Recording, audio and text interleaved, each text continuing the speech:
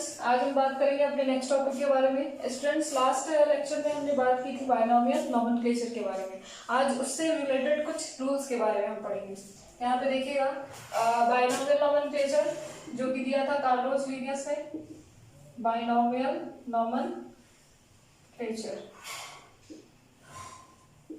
इससे रिलेटेड कुछ रूल्स थे, मतलब कि जितने भी साइंटिफिक नेम लिखे जाएंगे उनके लिए कुछ रूल्स दिए गए थे। तो फर्स्ट रूल क्या था? फर्स्ट रूल था कि जितने भी साइंटिफिक नेम लिखे जाएंगे वो इटैलिक्स में लिखे जाएंगे, इटैलिक्स में लिखे जाएंगे और लैटिन वर्ड से लिए जाएंगे। तो यहाँ पे देखिएगा, ऑल साइंटिफिक नेम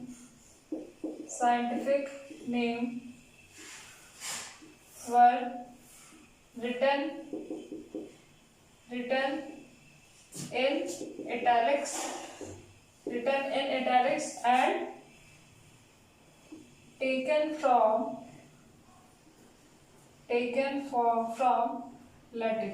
मतलब कि जितने भी साइंटिफिक नेम लिखे जाएंगे वो इटैलिक्स में लिखे जाएंगे और लैटिन वर्ड से लिए जाएंगे। देन उसके बाद देखिए दूसरा रूल क्या था? दूसरा रूल ये था कि पहला नेम जो होगा साइंटिफिक नेम का वो किसका होगा? जीनस का, और दूसरा नाम क्या होगा? स्पीसीज का होगा। मान लीजिए मैंने एक साइंटिफिक नेम लिया, फॉर एग्जांपल मैंगो का साइंटिफिक नेम लेते हैं। मैंगो का साइंटिफिक नेम क्या है? Mangifera indica.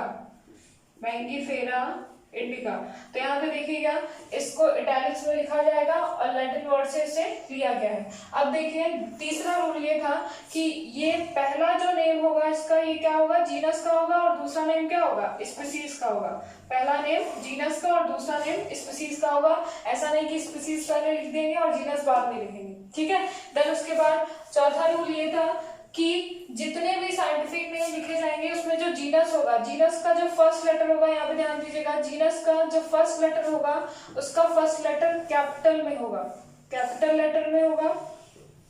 लेटर से स्टार्ट होगा, और स्पीसीज का जो फर्स्ट लेटर होगा वो स्टार्ट होगा स्मॉल लेटर से स्टार्ट होगा। और पांचवा रूल ये था कि दोनों जीनस और स्पीसीज को सेपरेटली अंडरलाइन किया जाएगा। आप इस तरह से अंडरलाइन नहीं कर सकते। अगर इस तरह से आपने अंडरलाइन किया तो आपका नेम क्या हो जाएगा? रॉन्ग हो जाएगा। तो आपको सेपरेटली इस तरह से अंडरलाइन करना है। तो ये कुछ रूल्स थे जो कि हर साइंटिफिक नेम को लिखने के लिए दिया गया था। आप ऐसा नहीं कि किसी भी तरह से लिख सकते हैं। इन रूल्स को फॉलो करते हुए आप साइंटिफिक नेम लिखेंगे, अदरवाइज आपका नेम क्या हो जाएगा? ये रॉन्ग हो जाएगा। नेक्स्ट उसके बाद हम टॉपिक पे आते हैं, क्लासिफिकेशन।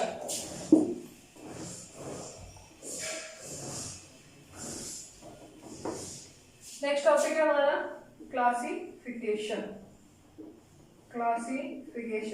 देखिए क्लासिफिकेशन क्या होता है? क्लासिफिकेशन का मतलब होता है किसी भी ऑर्गेनिज्म को ग्रुप में डिवाइड करना। किसी भी ऑर्गेनिज्म को ग्रुप में, अलग अलग ग्रुप में डिवाइड करना, वो क्या कहलाता है? क्लासिफिकेशन। किस बेसिस पे हम क्लासिफिकेशन करेंगे? हम क्लासिफिकेशन करते हैं on the basis of their character. उनके कैरेक्टर के अकॉर्डिंग हम क्या करते हैं? अलग अलग कैटेगरीज में किसी भी ऑर्गेनिज्म को जब क्या करते हैं? क्लासिफाई करते हैं, तो उसको क्या कहा जाता है? क्लासिफिकेशन। तो यहाँ पे आइए देखिए डेफिनेशन देख लेते हैं इसकी।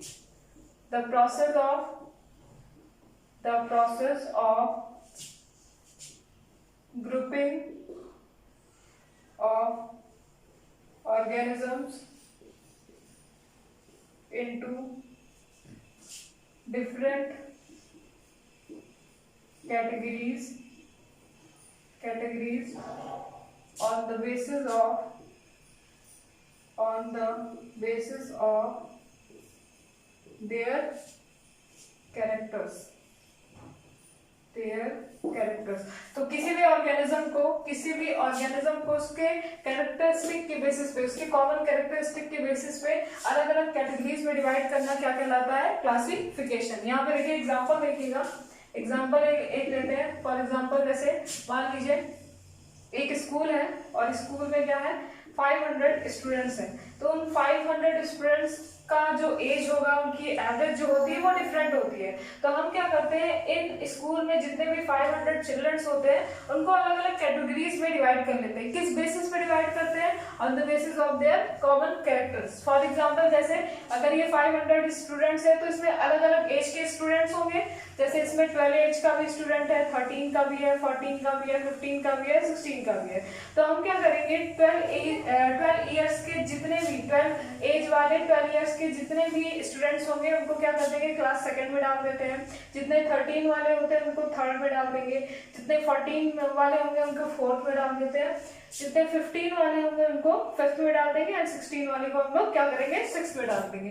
तो हमने क्या किया, on the basis of their characteristic इनको अलग अलग कैटेगरीज में डिवाइड कर दिया। ये क्या कहलाता है, क्लासिफिकेशन। इसी तरह से सारी जो हमारी पूरी बायोडाइवर्सिटी है, जितने भी प्लांट्स हैं, एनिमल्स हैं, उनके कॉमन कैरेक्टर्स के अकॉर्डिंग हम क्या करते हैं, अलग अलग कैटेगरीज में उनको डिवाइड कर देते हैं। ये क्या कहलाता है, क्लासिफिकेशन कहलाता है। अब देखिए क्लासिफिकेशन की जरूरत क्यों पड़ती है, क्यों हम क्लासिफिकेशन करते हैं, तो देखिएगा यहाँ पे एक एग्जांपल समझते हैं।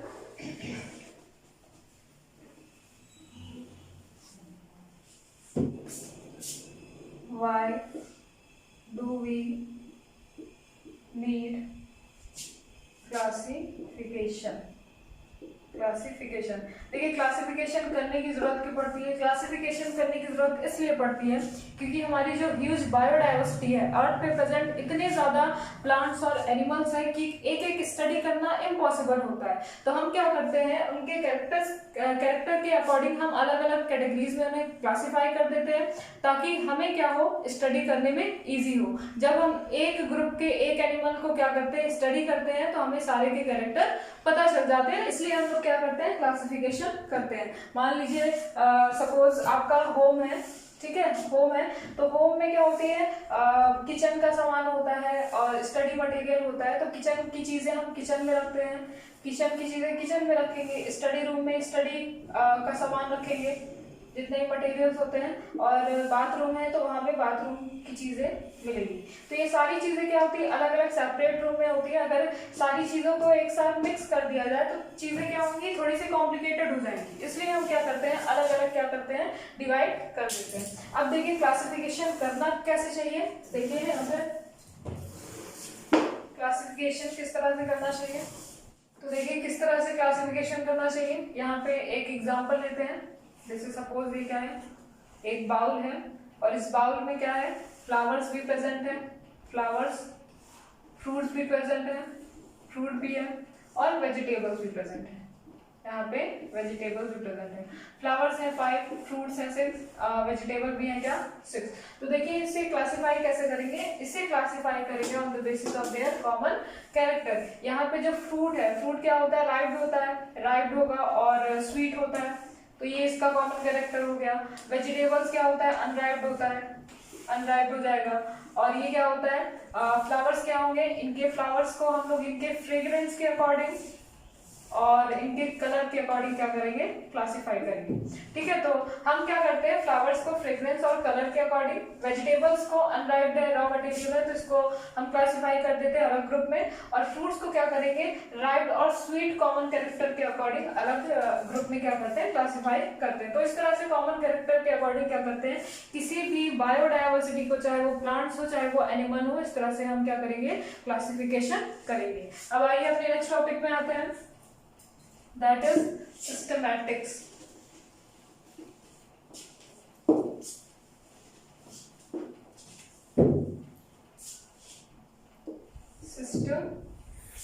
सिस्टमैटिक्स, तो देखिए सिस्टमैटिक्स क्या होता है, टर्म देखिएगा यहाँ पे, सिस्टमैटिक्स में ही क्या है, सिस्टम है। देखिए किसी भी अगर हम क्लासिफिकेशन करते हैं किसी भी प्लांट और एनिमल का, तो उसका क्लासिफिकेशन जब करते हैं एक सिस्टम के अकॉर्डिंग करते हैं। और सिस्टमैटिक्स में इंक्लूड होता है क्या क्या, ये बेस्ड होता है किस पे, nomenclature, identification, classification and phylogenetic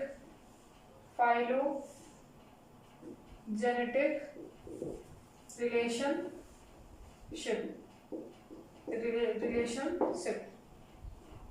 तो देखिए सिस्टमैटिक्स क्या होता है, किसी भी क्लासिफिकेशन जब हम करते हैं किसी भी प्लांट्स और एनिमल का, तो उसको एक सिस्टम में अरेंज करते हैं, और ये सिस्टमैटिक इंक्लूड होता है इसमें। ये बेस्ड होता है नॉमेनक्लेचर पे, आइडेंटिफिकेशन पे, क्लासिफिकेशन पे, फाइलोजेनेटिक रिलेशनशिप में। अब देखिए यहाँ पे फाइलोजेनेटिक रिलेशनशिप क्या होता है। फाइलोजेनेटिक रिलेशनशिप का मतलब होता है कि कौन सा एनिमल किस एनिमल से ज्यादा क्लोजली रिलेटेड है, मतलब कि जो जीन्स है उसके किस एनिमल से क्या होते हैं, बहुत ज्यादा क्लोजली रिलेटेड है, किस एनिमल से मैच करते हैं। जैसे कि मान लीजिए हमारे जो कैरेक्टर्स होते हैं, हमारे जो जीन्स होते हैं, या तो सबसे ज्यादा मंकी से क्या होंगे, सिमिलर होंगे, या फिर रैट से क्या होते हैं, सिमिलर होते हैं। तो ये फाइलोजेनेटिक रिलेशनशिप का मतलब होता है कि कौन सा एनिमल या फिर कौन सा प्लांट किस प्लांट या फिर एनिमल से क्या है, क्लोजली रिलेटेड है। इसी को क्या कहते हैं, फाइलोजेनेटिक रिलेशनशिप। तो सिस्टमैटिक्स का मतलब क्या होता है, किसी भी चीज को, प्लांट्स और एनिमल्स को क्या करना, सिस्टम में अरेंज करना, जो कि बेस्ड होता है नॉमेनक्लेचर पे, आइडेंटिफिकेशन पे, क्लासिफिकेशन पे और फाइलोजेनेटिक रिलेशनशिप में।